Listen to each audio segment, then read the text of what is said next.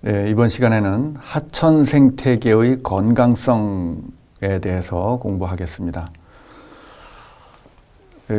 하천 생태계의 건강성을 주로 수질 가지고 많이 평가를 했는데, 생물 가지고 평가하는 것이 더 그 넓은 여러 가지 환경 요인의 간접적인 영향을 평가할 수 있다. 그래서 생물을 이용한 물 환경 평가, 여기는 수질 환경 평가라고 했는데, 요즘 이제 폭넓게 말하자면 물 환경 평가죠. 그런 그 연구들을 오래전부터 해왔습니다. 그때 사용했던 것이 생물을 이용하는데 그 지표 생물이라는 것을 선정해 가지고 평가를 했어요. 지표 생물이라는 것은 biological indicator라고 하는데, 이 biological indicator라는 것은 어떤 특정한 환경을 간접적으로 평가할 수 있는 생물, 그 생물이 살면은 어떤 환경이다라는 것을 지표하는 그런 생물을 말하는 것이죠.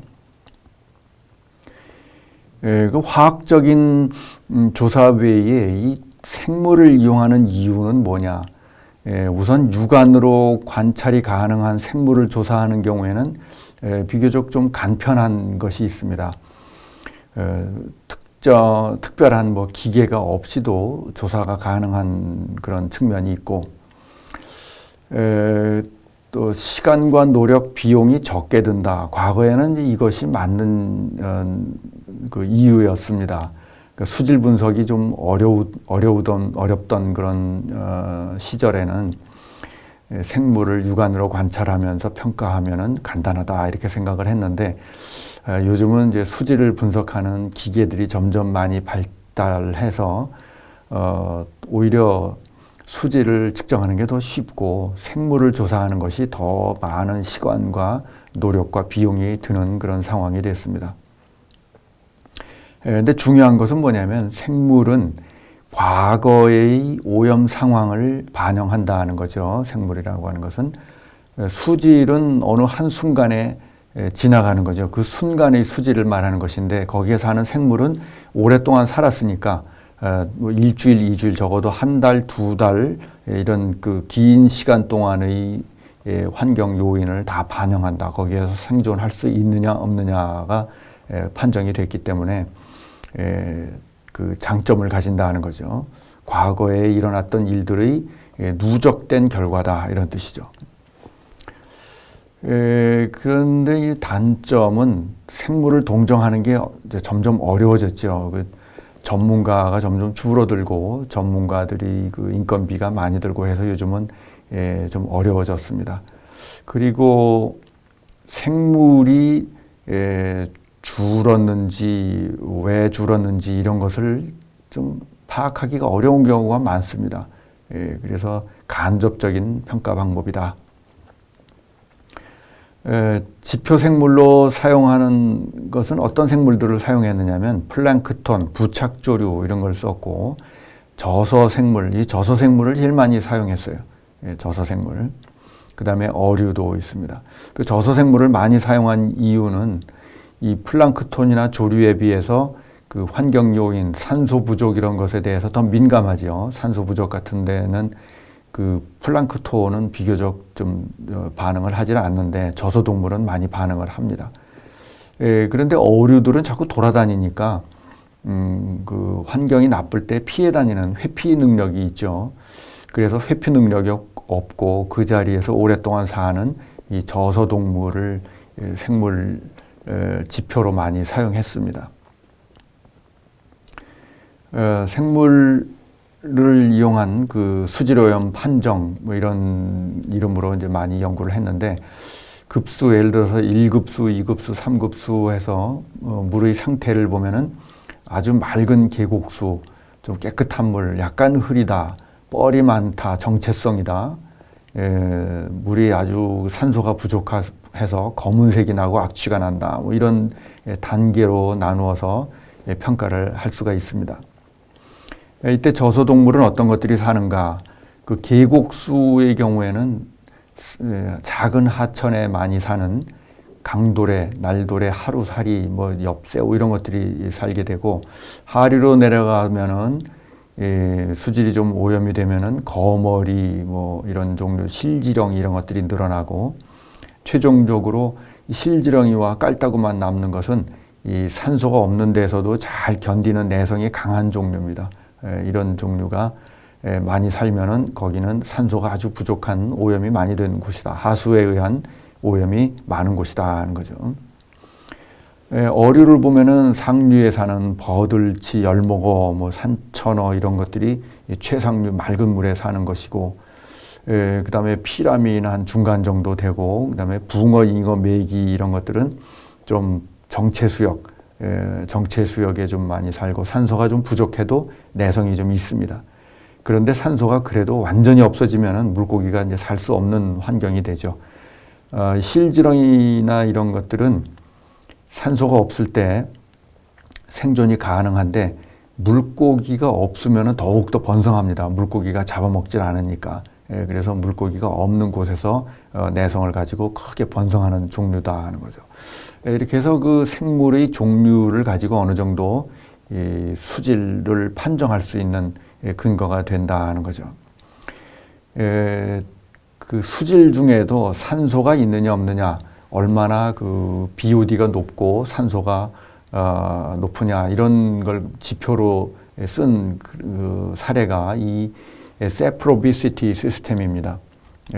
세프로비시티 시스템은 한 1980년대 이때 전 세계적으로 많이 사용을 했었던 그런 방법이죠. 저서 생물을 이용해서 관찰을 할 수 있다. 그러니까 전문가가 아니라도 이런 저서 생물들을 이렇게 육안으로 관찰만 해도 수질이 어느 정도인지 알 수 있다. 근데 이 세프로비시티 시스템에서는 수체를 네 등급으로 나누었습니다. 앞에 있던 그 1등급부터 5등급, 이건 우리나라의 수질 등급 체제, 5등급으로 나누는 게 우리나라 수질 등급 체제고, 이 세프로비시티 시스템에서는 4등급으로 나눴습니다. 제일 수질이 좋은 것을 올리고 세프로빅, 세프로라는 말은 썩었다는 뜻입니다. 썩었다. 그러니까 올리고는 적다는 뜻이죠. 그러니까 적게 썩었다 이런 뜻이 되는 겁니다. 그래서 올리고를 한자말로 빈이라고 번역을 했어요. 빈. 그 다음에 썩었다는 말을 부수, 썩은 물이다, 부수라고 번역을 했죠.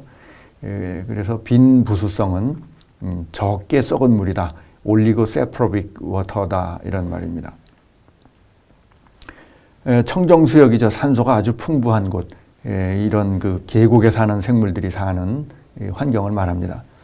그 다음에 중간 정도 되는 건 메소는 중간이란 뜻입니다. 그래서 메소세프로빅을 있고, 그 다음에 폴리세프로빅, 폴리는 많다는 뜻이죠. 그러니까 많이 썩었다 이런 뜻이죠. 많이 썩었다. 그래서 중부수성, 강부수성 이렇게 나눴는데, 중부수성이 좀 굉장히 범위가 넓고 많으니까 이걸 둘로 나눴어요. 그래서 베타, 알파 이렇게 나눠서 알파 중부수성이 좀 더 많이 썩은 것이고 베타는 조금 덜 썩은 것이고 이렇게 분류를 했습니다. 그래서 사는 생물들을 보면은 뭐 깔따구, 날도래 이런 게 있고, 거머리류가 여기 있죠. 거머리가 나오면은 약간 이제 좀 부수성이다. 그 다음에 실지렁이, 붉은 깔따구 이런 것들이 많으면은 굉장히 이제 산소가 결핍된 곳이다. 웬돌이, 물달팽이 이런 것은 그 우렁이 종류인데 산소가 없는 그 아주 하수로 오염된 곳에서 살 수 있는 그런 종류입니다. 그래서 이런 사는 생물 가지고 이렇게 4등급으로 나누는 시스템, 이것이 이제 과거에 많이 사용이 됐었어요. 주로 누가 사용을 했었느냐 하면은 그 아마추어 환경단체, 아마추어 시민단체 이런 분들이 이 수질을 그 전문적으로 분석하는 능력은 없고 분석하는 기계가 없을 때에 이런 시스템으로 생물 가지고 평가하는 방법을 간단하게 이제 사용을 했던 거죠. 이런 것들이 이제 점점 발전해 가지고 이제는 그 하천 생태계의 건강성 평가라는 것이 이제 법적으로 공식화돼서 사용이 됩니다. 우리나라에서는 한 1,300개 지점을 이제 정했어요. 하천을 구간으로 다 나눠서 1,300개 이상 되는 지점으로 현재 조사를 하고 있는데 이제 앞으로 더 늘어나겠죠. 여러 가지를 조사해서 건강성을 평가합니다.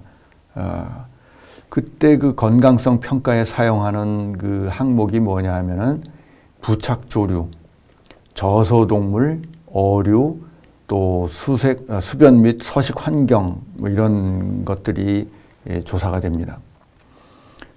부착조류는 1차 생산자이죠. 이건 부영양화가 얼마나 됐느냐.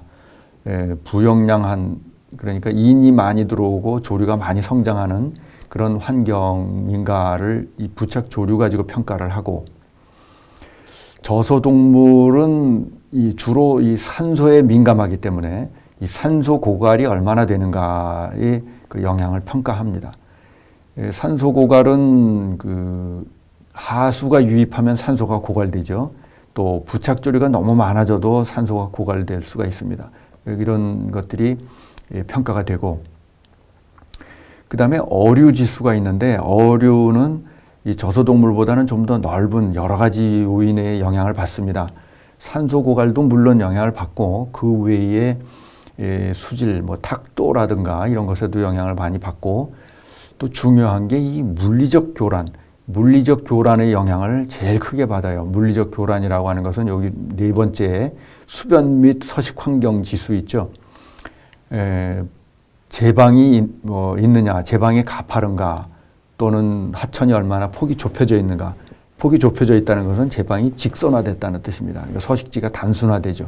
그런 거하고 보가 얼마나 있는가, 보가 있느냐 없느냐가 이 어류에 영향을 많이 주고, 또 댐이나 보, 이런 그 물리적인 환경의 영향을 굉장히 많이 받아요. 그래서 그 어류가 이제 들어가고, 그 다음에 이 물리적 환경, 이렇게 그 평가를 합니다. 자, 평가 방법을 좀 더 자세하게 설명을 하자면은, 부착조류 중에서 이 규조류를 사용을 합니다. 트로픽 다이아톰 인덱스라고 이름을 붙였는데, 규조류 중에는 부영량한 수역에서 잘 나타나는 종류가 있고, 빈영량한 곳에서 잘 나타나는 종류가 있습니다. 그래서 부착조류를 이렇게 조사를 해서 종류별로 그 인덱스를 만들어 가지고 종류별로 어떤 가중치를 줍니다. 여기 보면 WMS라는 것이 있죠. Weighted Mean Sensitivity라는 것이 있습니다. sensitivity에 점수를 주는 거예요. sensitivity, 그러니까 어떤 한 종을 잡으면은 그 민감도가 아주 높은 그런 종이면은 민감도가 아주 높은 점수를 주는 거죠. 민감도가 낮은, 내성이 강한 종은 점수를 낮게 주고, 뭐 이런 식으로 해서 한 마리 한 마리, 한 개체에 대해서 그 점수를 곱해가지고 다 더해줍니다. 그렇게 해서 전체 개체수로 이제 나눠주는 거죠. 그러면은 그 평균적으로 거기 사는 다이아톰이 가지는 점수를 알 수가 있습니다. 이렇게 해서 그 점수를 이런 식으로 계산을 해서 평가를 합니다. 그 보면은 이렇게 우상목도 있고, 뭐 중심목도 있고, 또 이런 그 사상조류도 있고, 이런 부착 생물들이 어떤 생물들이 있고 또 얼마나 많이 사는가, 부착조류의 밀도, 또 종류, 이런 것들로 점수를 매기는 것이죠. 그다음에 저소동물도 마찬가지 방법을 씁니다. 저소동물도 잡으면은 한 마리 한 마리에다가 종별로, 여기 보면은 오탁지수라고 일본식 이름이 오탁지수라고 돼 있는데, 우리말로 하자면은 오염지수입니다. 오염지수라는 뜻이죠. 그 지수가 이렇게 매겨져 있습니다. 그래서 어느 종은 점수가 얼마, 어느 종은 점수가 얼마, 이렇게 해서 오염 지수를 곱하고, 또 뭐 지표 가중치도 좀 학자들이 봐서 가중치도 주고, 여기 보면 감마루스라는 게 밑에 있는데, 여기 보면은 오염 지수는 0이고 가중치는 5가 돼 있죠. 이건 뭐냐면은 감마루스라고 하는 건 엽새우입니다. 엽새우가 아주 깨끗한 물에 살기 때문에 엽새우가 많이 나왔다 그러면은 이것은 굉장히 좋은 물 환경으로 가중치를 크게 주자. 그래서 가중치도 많이 주고 여긴 오염지수는 낮고 뭐 이렇게 됩니다. 이렇게 해서 오염지수, 가중치, 그다음에 뭐 출현 빈도 이런 것들을 곱해가지고 최종적으로 점수가 나오는 거죠. 이런 방법으로 그 BMI, Benthic Macroinvertebrate라고 하는 지수를 만들어서 평가합니다.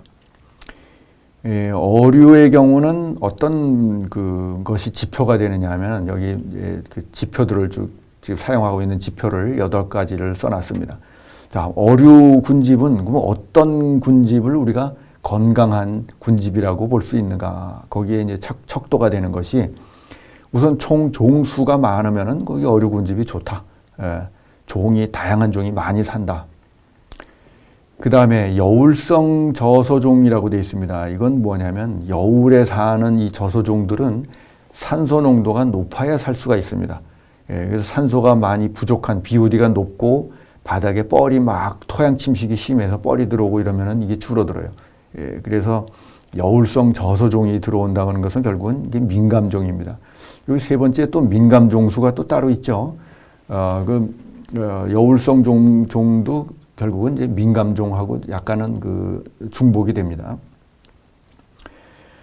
그 다음에 내성종의 개체수 비율, 내성종은 많을수록 이제 나쁜 점수를 받게 되는 거죠.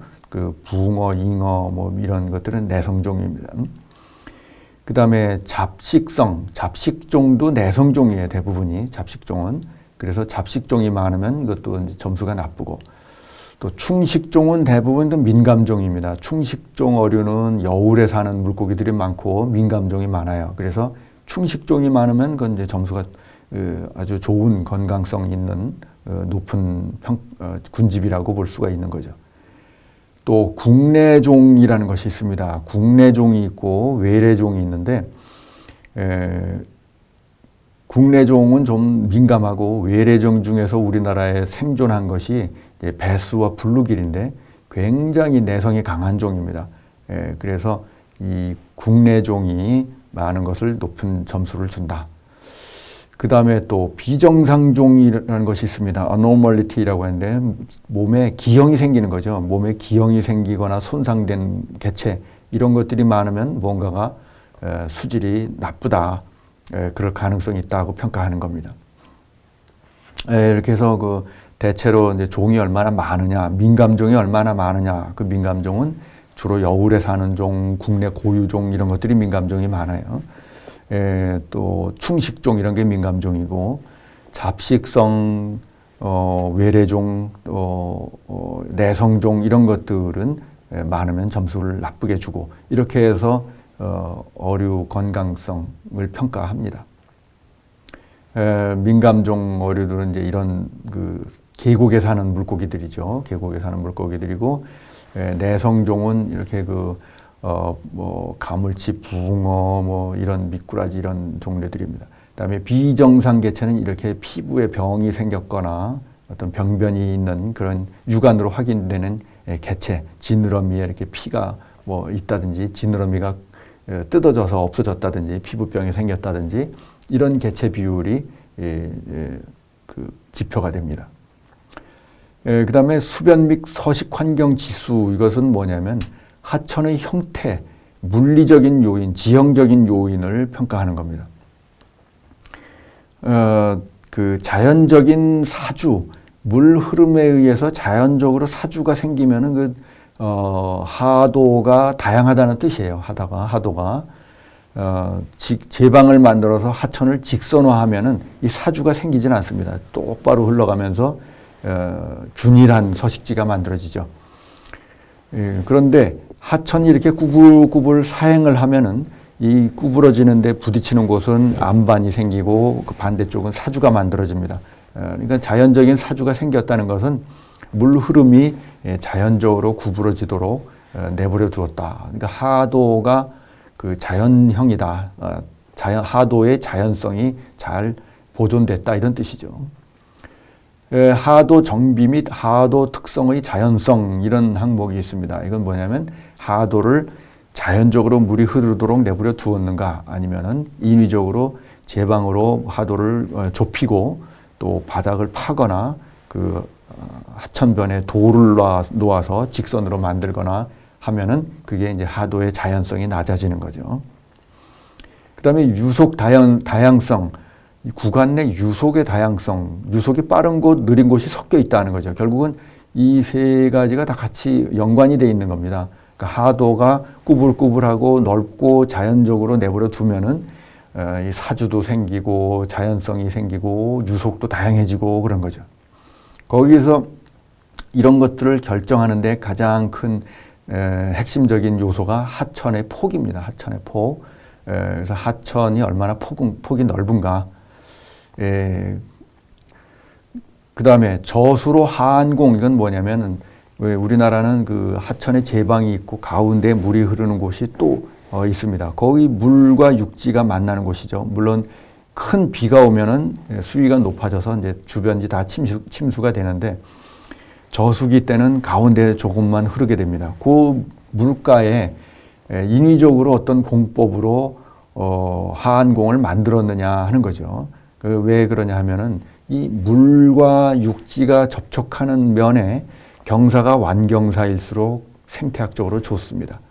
경사가 완경사라야 거기에 저소동물이라든가 수생식물 또 이런 부착조류 이런 것들이 자연스럽게 잘 살 수가 있어요. 그런데 거기다가 돌을 쌓거나 콘크리트로 가파르게 만들어 놓으면은 굉장히 생물 서식처가 없어집니다. 그래서 저수로의 하안공을 만들었느냐 안 만들었느냐 또 그게 콘크리트냐 돌이냐 흙이냐 뭐 이런 것들이 의미를 가집니다. 제방 하안 재료가 있죠. 제방을 만들었는데 제방을 완전히 콘크리트로 만든 경우, 돌로 만든 경우, 또 자연석하고 흙으로 만들어져 있는 경우 이런 그 제방 하안이 무엇으로 되어 있느냐가 또 거기에 살 수 있는 그 식물이 결정이 되고 거기에 이제 경사도 중요한 요소가 되죠. 그 다음에 저질 상태, 하상에 자갈과 모래 이런 것들이 자연스럽게 어우러지고 주로 자갈로 되어 있는 것이 제일 그 건강한 곳으로 보고 있습니다. 토양이 많이 침식돼서 모래가 다 덮이면 저소동물이 줄어들고 나중에 이제 물고기도 줄어드는 생태계 파괴가 일어납니다. 그 다음에 횡구조물, 보를 말하는 거죠. 보와 댐, 어류 이동을 방해하는 그 구조물이 얼마나 있느냐. 또 그 토지용 제외지라고 하는 것은 제방의 하천 쪽을 말하는 겁니다. 그러니까 외냐 내냐 하는 것은 육지에서 보는 개념이에요. 육지에서 바라보고 제방에서 하천 쪽이면 제외지라고 하고 육지 쪽은 제내지라고 합니다. 여기에 이제 토지 이용도가 어떻게 되어 있느냐. 예를 들면 제외지에 그 식생을 자연 식생으로 내버려 두었는가 아니면 거기서 인위적으로 막 농사를 짓거나 또는 요즘 뭐 주차장으로 사용하는 경우도 있고 운동시설을 만드는 경우도 있고 뭐 그러죠. 그래서 그 제외지가 어떤 상태로 유지되고 있는가 하는 것도 이제 수변 환경 지수에 해당이 됩니다.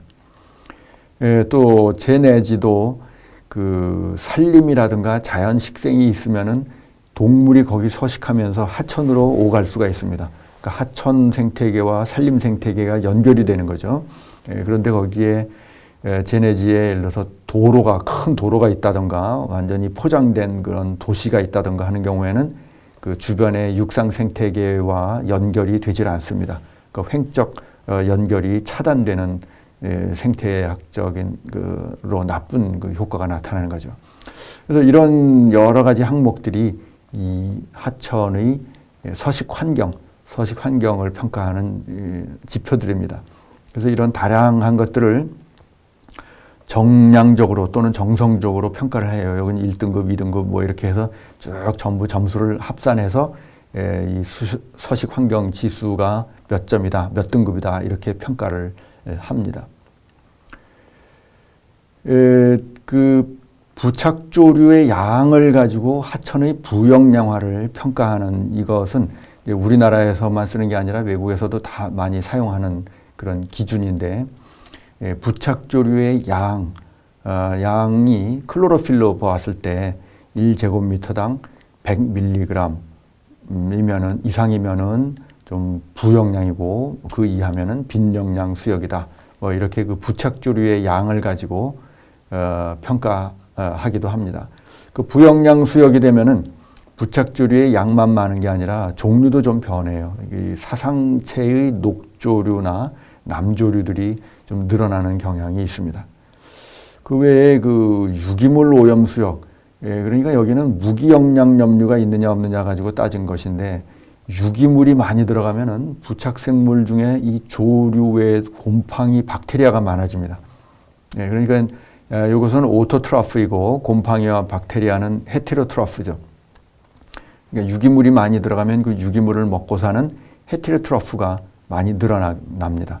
그래서 바닥에 그 회색을 띠고 흐물흐물한 그 곰팡이 박테리아가 많이 번식하면은 여기는 BOD가 높은 그런 유기물이 많이 들어가는 오염 수역이다 이렇게 보면 됩니다.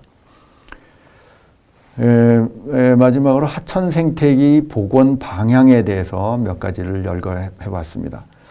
그러면 그 하천 생태계의 건강성을 우리가 평가하고 하천 생태계의 건강성을 높이기 위해서는 어떤 작업들을 할 수 있겠는가? 제일 먼저 하천 폭을 넓히는, 그러니까 앞서 그 수변 서식 환경 지수가 있었죠. 그것을 높이는 것이 기본적으로 그 하천의 서식지의 다양성을 확보하는 데 아주 중요합니다. 그래서 많은 선진국에서 요즘 제방을 철거하고 하천을 폭을 넓힙니다. 그러니까 제방 옆에 있던 땅을 포기하는 거죠. 땅을 포기하고 하천에 돌려주는 겁니다. 그렇게 해서 하천을 폭을 넓히는 것이 지금 세계적으로 선진국에서 하천 생태계 복원에서 첫 번째 하는 일들입니다.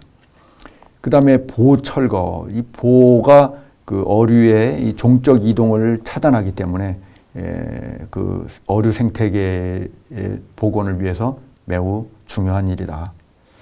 또 토사 유입 방지, 토사가 유입하면 자갈 틈을 토사가 다 메워버립니다. 그래서 생태계 건강성을 악화시키는 거죠.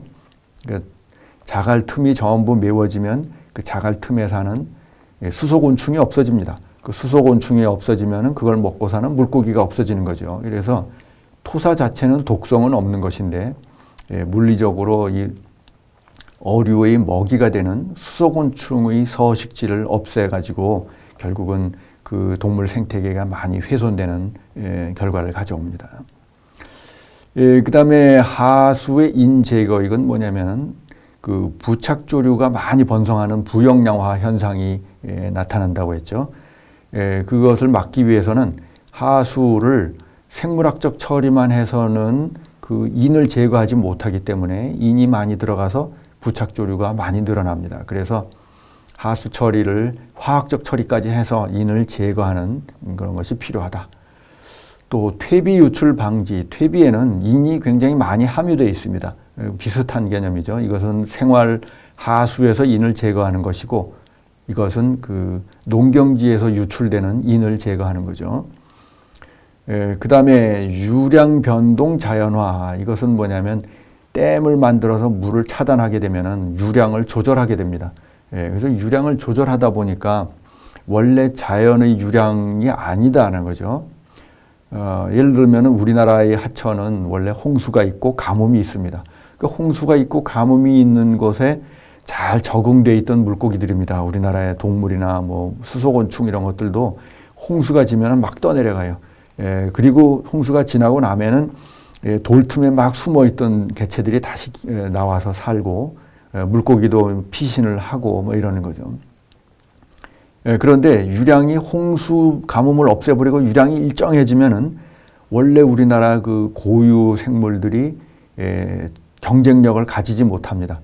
그러면은 그 호수에 사는 뭐 유량이 일정한 곳에 사는 그 외래어종 같은 것들이 많이 증식해서 오히려 경쟁력을 가지는 경우들이 많이 있습니다. 그래서 댐에 의한 유량 변동도 어떻게 하면 가능하면 그 지역의 자연 특성에 잘 맞도록 가깝도록 바꾸어 가느냐 하는 것이 이제 복원의 방향이 되겠습니다. 이 보호에 대해서는 굉장히 우리나라에서 지금 앞으로 우리가 해야 될 문제이기 때문에 내가 특별히 글을 쓴 것이 있습니다. 우리나라에 보호가 몇 개나 있느냐? 한 3만 3천 개가 넘는다. 3만 4천 개 이렇게 얘기를 합니다. 또 저수지는 몇 개 있느냐면 1만 7천 개가 넘어요. 그러니까 합치면은 한 6만 개 정도의 그 하천 구조물이 있다는 거죠. 어류의 이동을 막는 구조물이 한 6만 개 정도 있는데 이런 것들을 우리가 계속 줄여야만 그 동물 생존을 위해서 또 동물 다양성을 보존하고 우리나라 고유의 어류들을 보호하는 데 필요한 조치가 되겠다 이렇게 생각을 합니다. 오늘은 하천 생태계 건강성에 대해서 공부했습니다.